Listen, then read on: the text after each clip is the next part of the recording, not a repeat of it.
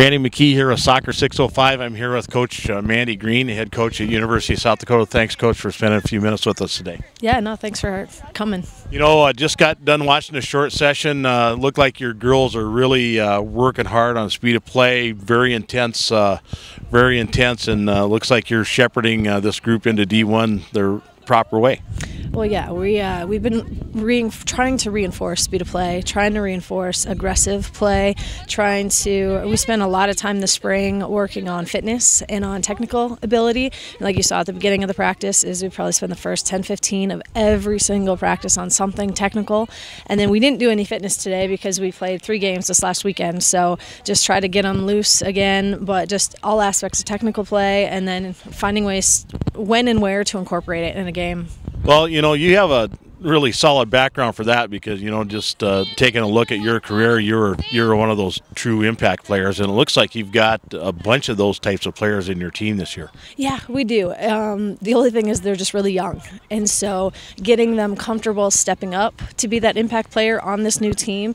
You know, we put a lot of pressure on these. I mean, we've got 21 freshmen on the group, or 20 freshmen in this group right now, and we put a lot of them. They got invaluable game experience this year, and we put a lot of them in high pressure, stressful kind of situations, and they, they dealt with it in the fall, but now they're getting better and they're starting to step up and show what they really can do, which has been exciting. You know, what an opportunity for some of these younger players. I mean, there's not a D1 school in the country that you can go to, and at least now, and get the kind of minutes that these girls are getting here. Yeah, no, we had no fewer than 7 freshmen on the field, and when we played games, we played South Dakota State yesterday, there was a time we had 11 freshmen on the field, you know, so yeah, nowhere else are they getting that playing, or this many freshmen are getting to play, which is great, but you know, I mean, it shows in kind of our lack of experience sometimes in some of the mistakes that we make, but they're learning and we're getting better.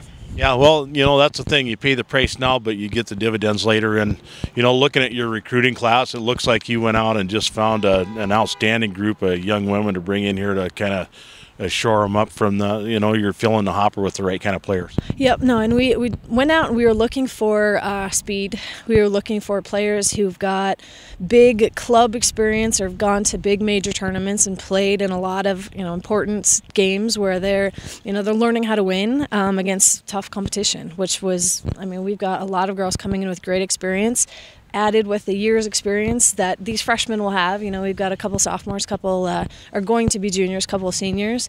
You know, it's going to be an exciting kind of transition from year one with this young group to, you know, seeing what they can do their second year. Well, you know, you've been handed a tremendous responsibility bringing this program into being competitive at Division I, and you know, so you take a look at the coaching staff, but you know, the game is played by players. So, you know, if you have a girl, say in New Mexico or California or Florida, taking a look at this, you know, what are some of the things that you're looking for in a player as the major components? I actually like multi-sport athletes because of their just the different skills that they get, and so they're not getting burnt out on soccer. I like multi-sport. I like players who are disciplined, who I know over the summer or, you know, in their off time that they're working hard and they're doing things. You know, self-motivated people definitely helps. We're looking for good athletes, obviously, who can compete at the Division I level. Don't necessarily have to be blazing speed and faster than my car, but they, you know, as long as they've got the soccer smarts and the physical abilities to compete at this level, you know, we're looking for girls all over the country. Anybody who can come in and, you know, contribute to our program right away. And we can't overstress the importance of getting good grades, can we? No. We actually have a 3.5 team GPA is what we're aiming for. We got a 3.2 this last fall, and I was pissed. I mean, it is a learning process for all these new ones. Is learning, you know, what to study, when to study, where to study, you know, all those types of things, which we're trying to help them with all the academic resources that we have on campus. They're learning, and this semester already is a ton better than last semester. And 3.2 is not bad, but it's not good enough. So we're pushing them as hard academically as we are on the field. Well, you know, that's fantastic. And, you know, I was talking with one of my players the other day. You know, I went to school here at U. And back in those days, we had to maintain a 1.6 GPA to keep our scholarships. Yeah, no, and I think it's they actually I've told the players here is they know that if they get below a 3.0 GPA, I'm not even gonna consider them for a scholarship increase. So we put a high priority on academics because I mean for college soccer or for girls soccer they don't have the opportunity to play after they graduate, so they really need to focus on their career, and we use soccer as an avenue to teach them how to be better disciplined, how to be a better teammate, how to increase their communication, how to look somebody in the eye, how to shake hands. We've actually had a conversation about that. Just life skills that we will help them make a better soccer player and a better teammate here, but they can use those skills to transition into the workforce better. Well, and that is the ultimate goal here, isn't it? So let's take a look ahead. They're going to be out of class here in about another month, but it sounds like a lot of the girls are going to stick around this summer and continue to play soccer and work. We've got 2 who are sticking around. Everybody else, usually when they're younger, freshman, sophomore year, they usually go home for the summer. It's our older ones that are staying for work and internships and getting a lot of summer school stuff done. But the ones that are going home, they've got a lot of women's leagues teams, or they're playing. A lot of them told me yesterday they're playing on boys teams this summer, just so they're increasing their speed of play and doing stuff like that. They'll get a summer workout packet from us with weight training, with agility, sprint work, and ball work. We'll give them a few weeks off, and then with a focus on getting healthy first, and then keeping. They're going to leave here this spring with a really good fitness base. So all they kind of got to do is maintain it and gradually work to increase it over the summer, so they come in better prepared in the fall. Looks like you have a busy summer ahead. You got a real nice camp schedule, and we want people to know about that because we've got several good schools with good camps going on, and yours is one of them. Maybe you can kind of share what you have planned for camps this summer.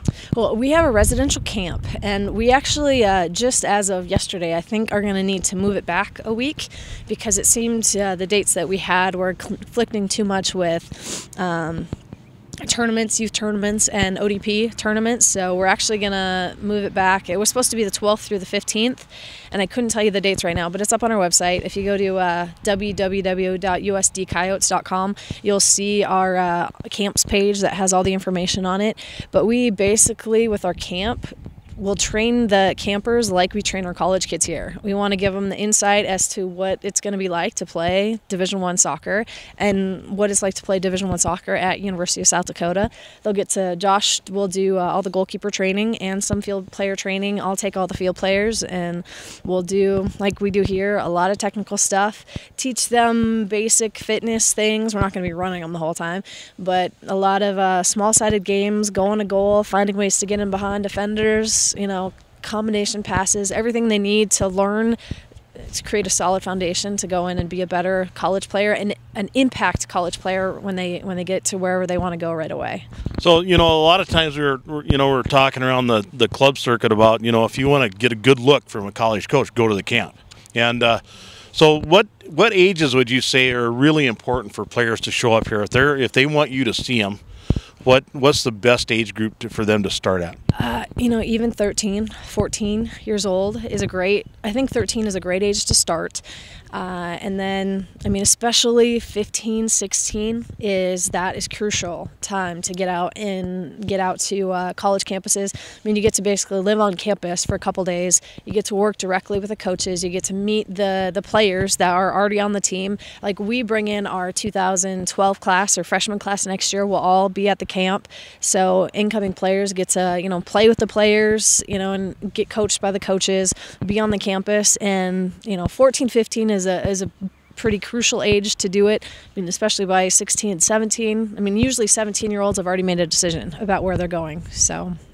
Well, and thinking past that then a little bit, and as the next season starts, you've got some pretty big challenges, doing some pretty big traveling this year. Yeah, no, we pretty much for the entire month of September, we are on the road, which will be tough, but we need to learn how to play on the road, and it just happened to work out that way. Usually we do a home and away with a lot of different teams, and just worked out where they all came here last year and we got to go there next year, or we set it up where we'll be going there and then they're coming back to us in 2013. So, I mean, just worked out that way. And I mean, unfortunately, but you know, I mean, it's good team bonding on the bus. We have a lot of funny things that happen on the bus. We got some funny girls. So, I mean, we all, you know, it's entertaining on the bus trips. We get a lot of, they get a lot of study time on the bus. We have wireless internet on the bus, so they can't do Facebook, but they sit and study and get a lot of that kind of stuff done. And we say no cell phones, so they have to sit and they talk with their teammates. And we do a karaoke contest, and we do all sorts of things on the bus. So we spend a lot of time together. It was good. Well, you got to kind of be like a big family, don't you? Because, boy, when things get tough, that's when you need your sisters on the field. Yep. And, I mean, they're literally part of our family because, you know, I mean, Josh and I are married, and we've got our little 2-year-old. And it's, I mean, we have players coming from all over the country. We've got them as far away as North Carolina, Kentucky. We've got girls from Michigan. We've got them from everywhere. And they need to be able to come here and be a part and have a lot of support around them, and we try to do that as a coaching staff to the players, but then also create, I mean, both Josh and I have masters in sports psychology, so we get, and we've been doing this for a long time, so we get that girls need to bond. You know, I mean, you're going to have girl drama every now and then because we're girls, but, you know, for the most part, the girls get along pretty well, and they know that, you know, they do feel a part. This is their second family. Well, I really appreciate all the time you spent with us this morning. That's really fantastic. I'd like to ask you one last thing. Say you're a player in California or Washington, New York, and you're looking at Coach Green here. What are some of the main reasons why they should look at University of South Dakota as a viable opportunity? They're going to get a great education. They're going to, I mean, get coached by coaches who have been doing this for a really long time. And I think we are, I mean, we want to win, but, because, I mean, that's college athletics. It's all about winning. But we don't believe that, I mean, we're not going to be a die-hard, you're going to be doing living, breathing, eating soccer. I mean, we really believe it's about the experience here. So, I mean, we are definitely training the team to win, and we're doing the fitness, everything that you need to do to prepare to win. But we also spend a lot of time, as much time on as off the field, doing, you know, the team building thing. And like I said, developing the communication and the leadership skills, and giving them a lot of, I mean, we're trying to, when they're at soccer, having it just be about soccer for these 2 hours, their focused effort on soccer, and then they have the whole rest of the day to go be a college kid. And they go and they have time to study, they have time to have a social life to a point, as much as you can with a 6:30 in the morning practice. But, you know, it really is important for us to have a good experience here. And I think a great thing about South Dakota is the people. The people are amazing here. And I think the combination of the family soccer atmosphere, that we're getting more competitive, even with the young group that we have, is we competed with a lot of teams this year, which was great. You know, you're going to get a great academic education here. You're going to get, and just going to be surrounded by a lot of really great and nice people who are genuinely interested in helping every person that goes through this program and through this school to be prepared to go off to bigger and better things when they graduate. Well, the school's got a great reputation, and there's plenty of reasons for that. Yep. Yeah. No. It's. I mean, that's been a pleasant surprise for us when we got here. Is the quality of all of the programs here. It's been nice. Well, Coach Mandy Green, head coach of the USD Coyotes, thanks again so much for your time, and we really look forward to seeing these young players you've been working through the process, stepping up and enjoying some success. Yeah. No. Thanks for having me. Thanks.